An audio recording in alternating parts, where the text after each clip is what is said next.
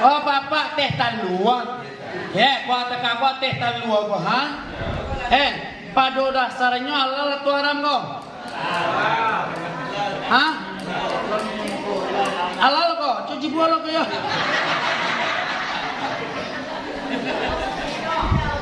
Yo, halal, yo.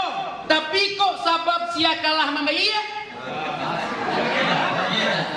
Banyak dia. Jadi jadi haram juga. Jangan. Sedangkan kata Nabi, mana bata minal haram, fanaru aula biha. Apa-apa yang tumbuh dari nan haram, neraka layak untuk orang tu kata Nabi. Ya toh. Ama-ama pergi ke pasar. Contohnya ke pasar sekali seminggu dia hedek mampu lewat pitih 300. Dari sadar. Enggak kecil langsung indah itu malah sambal aja.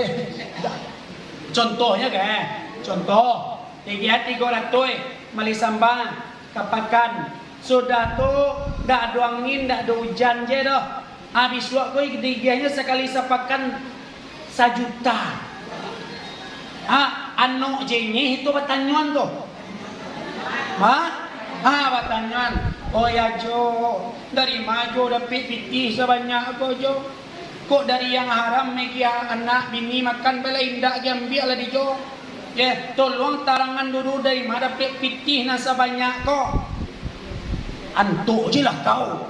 Alhamdulillah nomor nampi angku tu keluar. Oh keluar nomor nampi angku tu yo Jo. Awak tadi malam mimpi lah Jo. Laki bini masang WT, tahu gak?